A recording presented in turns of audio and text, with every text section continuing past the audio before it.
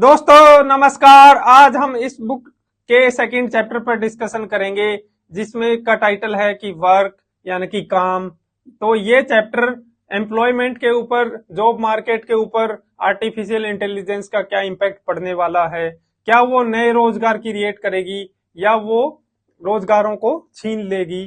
तो इसी चीज का यहाँ पे काफी अच्छे से डिटेल में एनालिसिस इस चैप्टर में किया गया है। चैप्टर के टाइटल में ही लिखा गया है कि जब आप बड़े हो तो हो सकता है कि आपके पास कोई रोजगार न हो, यानी कि ये कहीं ना कहीं नकारात्मक चीजों पे बात करेगा कि जॉब लॉस वाला खतरा हो सकता है एक आने वाले समय में। तो ये जो चैप्टर है ये यूपीएससी के निबंध पेपर के लिए बहुत ही ज्यादा महत्वपूर्ण है। यूपीएससी ने पहले डायरेक्ट एक तरह से निबंध पूछे हैं कि आर्टिफिशियल इंटेलिजेंस टेक्नोलॉजी से एम्प्लॉयमेंट पे क्या इम्पैक्ट पड़ेगा।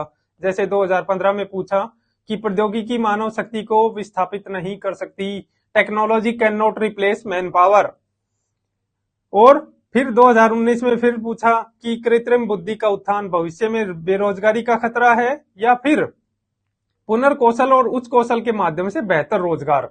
तो ये दोनों चीजें ये इसी चैप्टर से एकदम डायरेक्ट लिंक है। और जब हम ये चैप्टर पूरा डिस्कस कर लेंगे, ये चैप्टर हम 2 भागों में बांट के डिस्कस करेंगे, उसके बाद आप इन निबंध को लिखने में काफी ज्यादा कंफर्टेबल होंगे। आपके पास बहुत अच्छे एग्जाम्पल होंगे, बहुत अच्छी भूमिका आपके पास तैयार हो जाएगी और बहुत अच्छे तर्क आप दोनों पक्षों में, है ना, बेरोजगारी का खतरा, इसके ऊपर भी आपके पास अच्छे एग्जाम्पल और अच्छे आर्ग्यूमेंट होंगे और इसके ऊपर भी आपके पास बहुत अच्छे आर्ग्यूमेंट होंगे।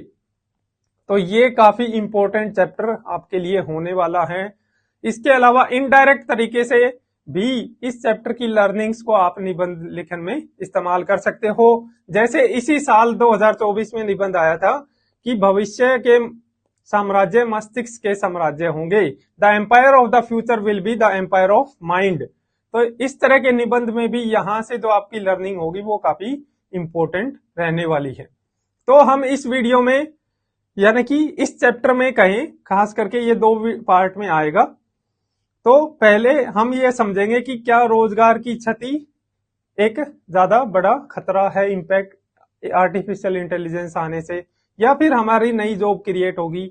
और फिर हमें आखिर में हम कुछ समाधानों पर बात करेंगे कि क्या समाधान हो सकते हैं अगर जॉब लॉस होता है और नई जॉब जो क्रिएट होगी वो कैसी होगी, तो उसके लिए हमें कैसे तैयार करना है अपने आप को, अपनी आने वाली पीढ़ी को।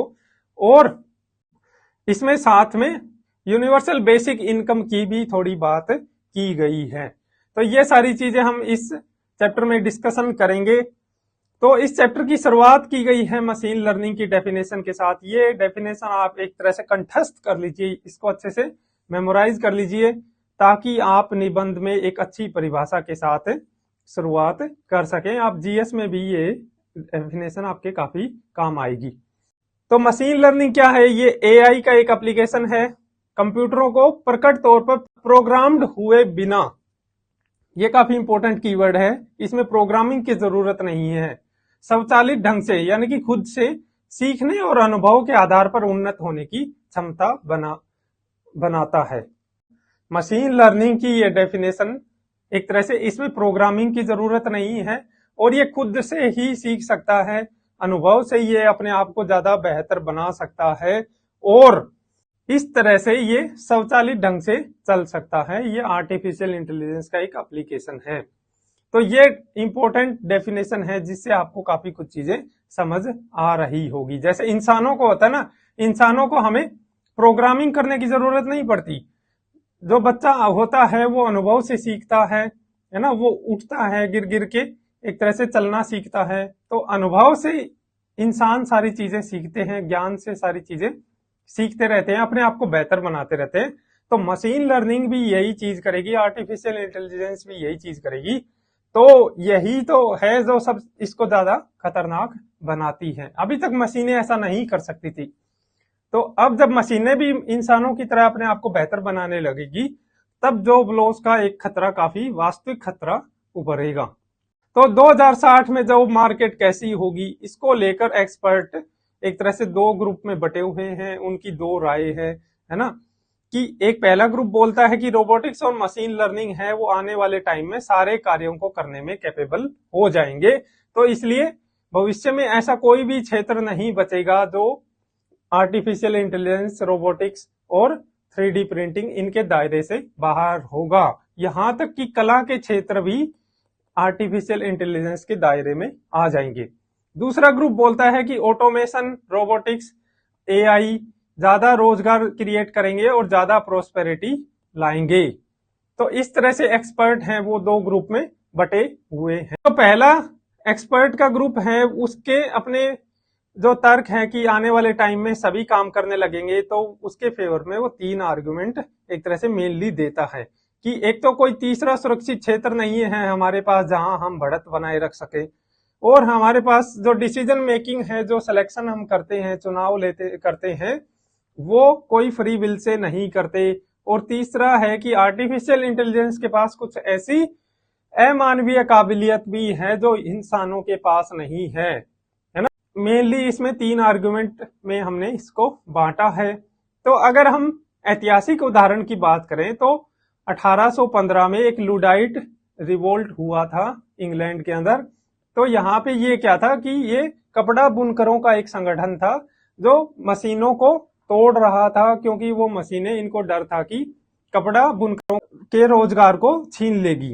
तो इन्होंने विद्रोह किया था और मशीनों को तोड़ा था, लेकिन इनका ये डर है ये सही साबित नहीं हुआ और मशीनों ने और ज्यादा रोजगार उत्पन्न किए, आर्थिक प्रगति को बढ़ाया। लेकिन अब सिचुएशन है वो अब वैसी नहीं है, अब सिचुएशन काफी बदली हुई है।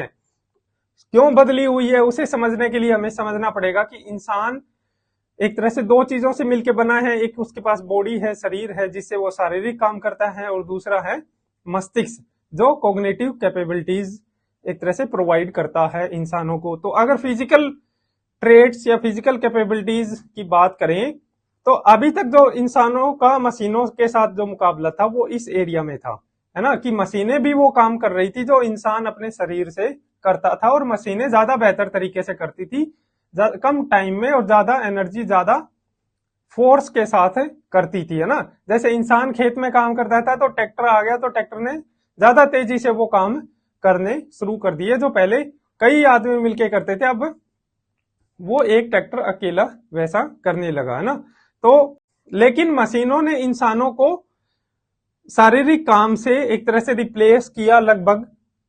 फिर भी हमारे पास एक दूसरी क्षमता थी जिसमें हम सुरक्षित बढ़त बनाए हुए थे। मशीनें यहाँ पे अभी तक मशीनों का कोई एक इंटरफेयर नहीं था, इंसान ही थे जो चीजों को सीखते थे, है ना। इंसान ही कम्युनिकेट करते थे और इंसान ही प्रॉब्लम को एनालाइज करते थे, समाधान ढूंढते थे। तो कॉग्निटिव वाली क्षमता में मशीनों का अभी तक कोई भी यहाँ पे हस्तक्षेप नहीं था, यहाँ पे वो काम नहीं कर रही थी। लेकिन आर्टिफिशियल इंटेलिजेंस आने से अब मशीनें इंसानों को इन क्षमताओं में भी, इन कैपेबिलिटीज में भी मात देने की, पछाड़ने की शुरुआत कर रहे हैं, है ना। तो ये 2 क्षेत्र हैं, 2 हमारे पास शक्तियां थी। इन 2 शक्तियों में अब आर्टिफिशियल इंटेलिजेंस यहाँ भी हस्तक्षेप कर रहा है। तो हमारे पास ऐसा कोई तीसरा क्षेत्र नहीं है जहां पर हम बढ़त बनाए रख सके, है ना। तो जॉब मार्केट में अब इंसान के पास ऐसा कोई तीसरी क्षमता नहीं है जिसके बेस पे वो एआई को एक तरह से पीछे छोड़ सके और एआई पर कंट्रोल कर सके और जॉब मार्केट में बना रह सके, रेलेवेंट उसकी स्किल रहे। अब आता है दूसरा कि हम डिसीजन मेकिंग कैसे करते हैं। क्या हम जिस तरह से डिसीजन मेकिंग करते हैं एआई भी वैसा कर सकता है? और अगर वो कर सकता है तो जॉब लॉस का खतरा है वो काफी वास्तविक होने वाला है। तो पहले अभी तक हम ये मानते थे कि हम अपने फ्री विल से डिसीजन लेते हैं, है ना। लेकिन हाल की जो न्यूरोलॉजिकल और बायो बिहेवियरल इकोनॉमिक्स की जो खोजें हुई है, उन्होंने ये साबित किया है कि हमारा जो डिसीजन होता है, सिलेक्शन होता है, चुनाव होता है, वो हमारे माइंड के भीतर अरबों न्यूरॉन्स एक तरह से कुछ ही सेकंड के भीतर, फ्रैक्शन ऑफ सेकंड के भीतर कई सारी पॉसिबिलिटीज का एक तरह से आकलन करते हैं और डिसीजन लेते हैं। तो ह्यूमन इनसाइट जैसी कोई चीज नहीं होती, है ना, कि ऐसी जादुई चीज है जो सिर्फ इंसानों के पास है और मशीनों के पास नहीं आ सकती। हम क्या करते हैं, हमारे माइंड के भीतर कुछ बायोकेमिकल एक तरह से एल्गोरिदम है, वो एल्गोरिदम रिकरिंग पैटर्न की पहचान करते हैं, वो पैटर्न पकड़ते हैं और उस पैटर्न के आधार पे क्षण भर में कई सारी पॉसिबिलिटीज का आकलन करके और डिसीजन पे पहुंचते हैं। तो फ्री विल जैसी यानी कि संकल्प स्वतंत्र जैसी कोई चीज नहीं है। और इसके एग्जाम्पल दिए गए हैं जैसे इस बुक में कि एक अच्छा वकील है, अच्छा वकील भी क्या करता है कि वो एक पैटर्न की पहचान करता है और उस पैटर्न के बेस पे उसके माइंड में जो एल्गोरिदम है ना, जो बायोकेमिकल एल्गोरिदम है वो डिसीजन लेता है। इसी तरह एक ड्राइवर करता है और ये उस रिकरिंग पैटर्न के बेस पे डिसीजन तक पहुंचते हैं। और मानव के माइंड में ये जो एक तरह से डिसीजन मेकिंग का ये जो प्रोसेस है, इसकी जो पगडंडियां हैं, इसके जो रास्ते हैं वो फिक्स हो चुके हैं। कई सालों है ना, लाखों सालों से इंसान इन पगडंडियों पे चलता आ रहा है और इसी के बेस पे वो एक तरह से डिसीजन लेता आ रहा है। इसका एक एग्जांपल के थ्रू हम इसको समझ सकते हैं कि जैसे जब होमोसेपियंस घास के मैदानों में रहते थे, तो मान लो एक होमोसेपियंस केले के पेड़ से कुछ दूरी पर खड़ा है ना, तो वो जो केले का पेड़ है उसको अब उस केले के पेड़ से केला तोड़ के खाना है, उसको भूख लगी है। लेकिन उस केले के पेड़ के थोड़ी दूर पर एक लाइन भी है, तो अब वो कैलकुलेट करेगा with in fraction of second कि ये शेर इतनी दूरी पे है, शेर इतनी तेजी से भाग के आएगा और मेरे को केले के पेड़ तक पहुंचने में इतना टाइम लगेगा और मैं इस केले के पेड़ पे चढ़ जाऊंगा। तो इस तरह से ये फ्रैक्शन ऑफ सेकंड में उसके माइंड ने सारी पॉसिबिलिटीज को कैलकुलेट किया और वो डिसीजन उसने ले लिया। तो इस तरह से होमोसेपियंस के ये डिसीजन मेकिंग का जो एक पैटर्न बना है, ये पैटर्न इसकी पगडंडियां ज्यादातर फिक्स हैं, क्योंकि हम जिन नगरों में रह रहे हैं, बड़े बड़े शहरों में रह रहे हैं, ये हमने अभी 200-500 सालों से ही शुरू किया है। हमारा जो ज्यादातर टाइम है, 99% जो ह्यूमन की हिस्ट्री है, वो ऐसे ही घास के मैदानों में और जंगलों में गुजरी है ना। तो हमारे जो सोचने के पैटर्न है ना, जो एल्गोरिदम के जो पगडंडियां हैं वो फिक्स हो चुकी है। ठीक, तो इसीलिए कुछ अच्छे वकील भी गलतियां करते हैं और अच्छे ड्राइवर भी गलतियां करते हैं। जैसे मान लो ये इंसान था जिसको केला खाना था और अगर इस बायोकेमिकल एल्गोरिदम ने सही डिसीजन नहीं लिया तो इसकी जान चली जाएगी। और ऐसी जान मतलब जाती रहती है जंगलों में, ये चीजें गलतियां होती रहती है ना। तो इसलिए अच्छा ड्राइवर भी, जब मान लो कोई ड्राइवर है और उसको ओवरटेक करना है और सामने से गाड़ी आ रही है और एक गाड़ी जिसको ओवरटेक करना है वो गाड़ी है, दोनों की स्पीड को वो एक कैलकुलेट करेगा कुछ ही सेकंड के भीतर, और जो सामने से गाड़ी आ रही है उस चीज की, भाई वो इतनी डिस्टेंस पे इतनी स्पीड से आ रहे हैं, मेरे को इतनी स्पीड से इस गाड़ी को ओवरटेक करना है और मैं ओवरटेक कर जाऊंगा। तो ये जो डिसीजन वो लेगा, वो डिसीजन इसी तरह लेगा जिस तरह इस होमोसेपियन ने कभी घास के मैदानों में लिया था, है ना। और ये गलतियां होती है, इसलिए अच्छा ड्राइवर भी वो गलती करता है, क्योंकि वो सोचने का और वो डिसीजन मेकिंग का पैटर्न फिक्स है ना। कोई फ्री विल टाइप जैसी चीज यहाँ पे नहीं है। तो इसलिए हरारी बोलते हैं कि कोई कारण नहीं है कि एआई का एल्गोरिदम मानव के जैविक एल्गोरिदम से बेहतर कार्य नहीं कर पाएगा। तो इसलिए जो रोजगार की क्षति का खतरा है वो महज सूचना प्रौद्योगिकी के उदय का खतरा नहीं है, बल्कि वो इंफॉर्मेशन टेक्नोलॉजी और बायोटेक्नोलॉजी के संगम का यानी कि कन्फ्लुएंस का नतीजा है। यानी कि इनके विलय से जो ज्यादा संभावनाएं उत्पन्न हो रही है कि अब इंफॉर्मेशन टेक्नोलॉजी, आर्टिफिशियल इंटेलिजेंस और बायोटेक का जो मिक्स एक तरह से संगम हो रहा है, कन्फ्लुएंस हो रहा है, उसकी वजह से एआई भी अब उसी पैटर्न के हिसाब से डिसीजन मेकिंग करेगा। तो ये है वास्तविक खतरा, जिसकी वजह से अब जॉब लॉस वाला खतरा उभर रहा है। अब तीसरा जो कारण है, हमने अभी तक देखा कि क्यों जॉब लॉस का खतरा अब वास्तविक है, तो उसमें हमने अभी तक दो चीजें देखी कि एक तीसरा सुरक्षित क्षेत्र नहीं है हमारे पास, फ्री विल जैसा कुछ नहीं होता, हम जैसे डिसीजन मेकिंग करते हैं वैसे ही एल्गोरिदम, आर्टिफिशियल इंटेलिजेंस का एल्गोरिदम भी कर सकता है। अब आता है तीसरा, है ना, आर्टिफिशियल इंटेलिजेंस के पास कुछ ऐसी अमानवीय काबिलियत है जो काबिलियत इंसानों के पास नहीं है ना। वो कौन सी काबिलियत है? एक है कनेक्टिविटी और दूसरी है अपडेटेबिलिटी। तो ये दो ऐसी क्षमताएं हैं जिसकी वजह से आर्टिफिशियल इंटेलिजेंस इंसानों से और भी ज्यादा आगे निकल जाएगा और रोजगार की एक तरह से लॉस का खतरा और ज्यादा बढ़ जाएगा। तो कनेक्टिविटी क्या है? कनेक्टिविटी है यानी कि जितनी भी एआई मशीनें हैं, रोबोट हैं, वो आपस में एक इंटीग्रेटेड सिस्टम से जुड़े होंगे। तो जब वो इंटीग्रेटेड सिस्टम से जुड़े होंगे, डाटा का आपस में आदान प्रदान करेंगे और डिसीजन मेकिंग करेंगे, तो वहां पे गलती होने की संभावना नहीं है। इसके लिए जैसे एक उदाहरण दिया हुआ है कि ड्राइवरलेस कार है ना, मान लो एक चौराहे पे 4 कारें आ रही है चारों तरफ से, और वो चारों कारें एक इंटीग्रेटेड सिस्टम से जुड़ी हुई हैं, आपस में डेटा ट्रांसफर कर रही हैं। तो वो कार को बेशक दिखे नहीं कि उधर से भी कार आ रही है और सामने से भी आ रही है, उधर से भी आ रही है, लेकिन उसका जो डाटा ट्रांसफर वाला सिस्टम है उसकी वजह से उसको पता लग जाएगा कि 3 तरफ से और कारें आ रही हैं। तो वो चारों कारें आपस में डेटा ट्रांसफर करेगी, एक दूसरे को सिग्नल भेजेगी और 3 कारें वहां पे रुक जाएगी और बाकी एक कार को वहां से जाने का रास्ता दिया जाएगा। तो ये जो कनेक्टिविटी होगी, ये जो इंटीग्रेटेड सिस्टम होगा, ये इसको और ज्यादा पावरफुल बना देता है ना। फिर दूसरा है अपडेटेबिलिटी। अब जब ये कनेक्टेड हैं आपस में सारी एआई मशीनें, सारे रोबोट, तो यहां से क्या होगा कि अगर कोई नई जानकारी आती है, नई खोज होती है ना, तो उस नई जानकारी, नई इन्वेंशन से इन सारी मशीनों को अपडेट करना बहुत आसान है ना। अगर मान लो कि लाखों एआई डॉक्टर हैं और चिकित्सा क्षेत्र में कोई नया अनुसंधान आया है, नई कोई चिकित्सा पद्धति की खोज हुई है, तो इन billions of artificial intelligence doctor को विद इन कुछ सेकंड में अपडेट किया जा सकता है। इनको उस नई जानकारी से, नई चिकित्सा पद्धति से, नई खोज से एक तरह से रूबरू करवाया जा सकता है और ये अपने जो भी इनका मेथड है डायग्नोसिस का, उसको ये कुछ ही सेकंड के भीतर बदल देगी। जबकि इंसानों को कोई नई जानकारी के बारे में अपडेट करना बहुत ज्यादा मुश्किल काम है ना।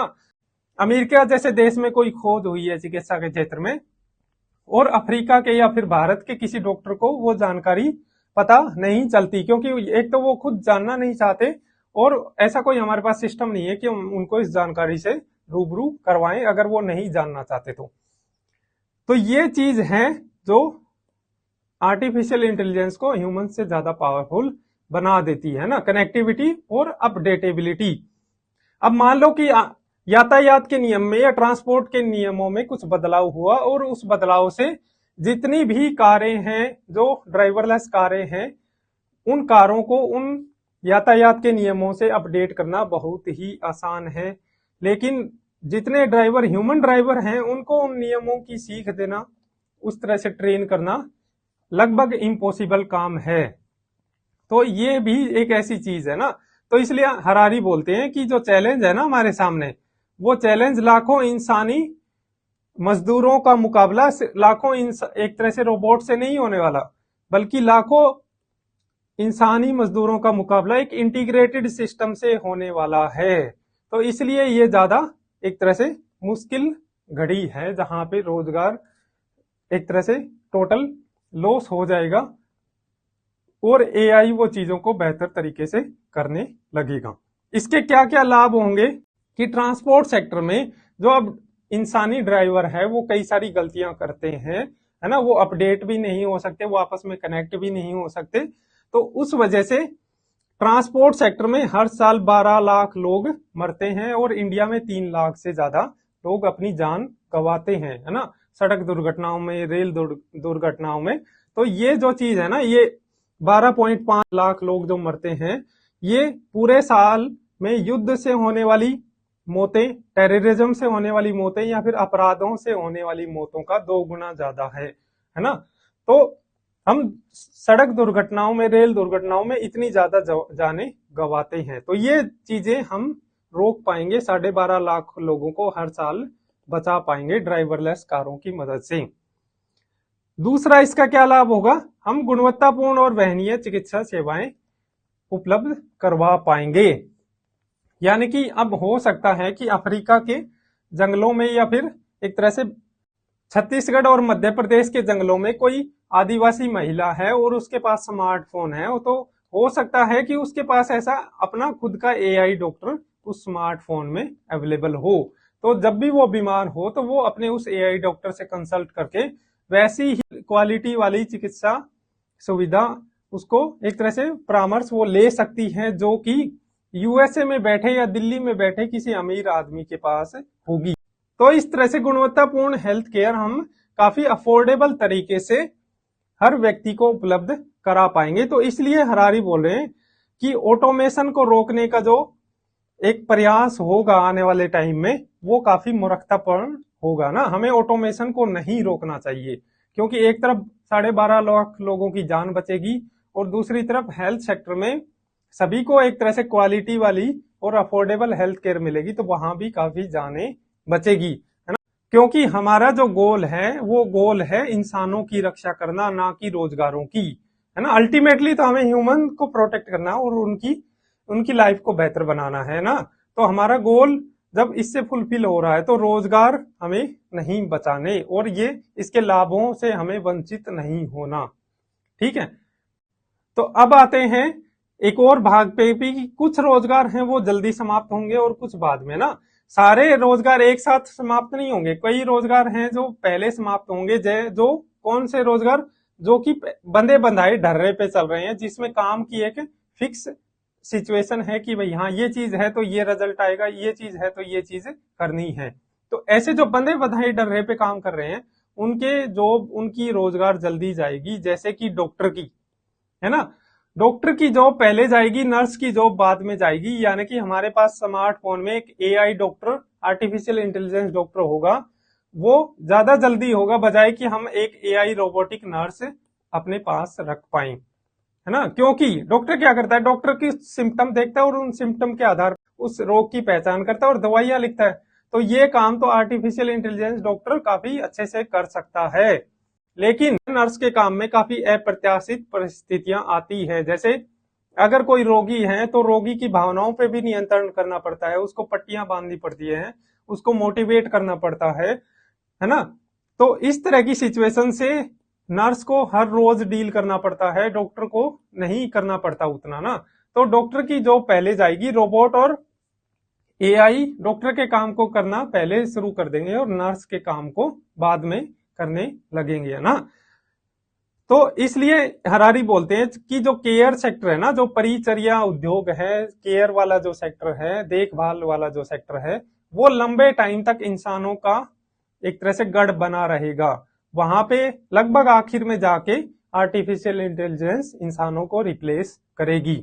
इसके अलावा कला के जो क्षेत्र हैं, जो जहां पे काफी क्रिएटिविटी की जरूरत है, वो क्षेत्र भी काफी देर से समाप्त होंगे। वहां पे भी एआई इंसानों को लगभग लास्ट में जाके रिप्लेस करेगा, है ना। लेकिन आर्ट के वर्क है ना, जो कला के क्षेत्र हैं, वो एआई से ज्यादा दूर नहीं है। हरारी बोलते हैं कि आने वाले टाइम में क्या होगा कि एल्गोरिदम आपके लिए ऐसे संगीत रच पाएगा जो सिर्फ आपको ही पसंद हो, क्योंकि वो आपकी भावनाओं को पहचानता है ना। आपके दिमाग में जो भावनात्मक उथल पुथल हो रही है उसको पता होगी वो चीजें, क्योंकि वो डेटा ट्रांसफर हो रहा है उसके पास, और वो आपके लिए वैसा ही संगीत, वैसा ही गाना आपके लिए बजा देगा, है ना। ये शेक्सपियर का कोट है कि beauty lie in the eyes of beholder, है ना। तो अगर ये चीज सच है और ग्राहक हमेशा सही होता है तो हमें कस्टमाइज्ड म्यूजिक और सॉन्ग मिलेंगे। हमारे जो बायोमेट्रिक डाटा है उस चीज का उपयोग करते हुए एआई हमें उसी तरह का म्यूजिक एक तरह से बना के और तुरंत हमें दे देगा, है ना, या फिर गाना रच देगा।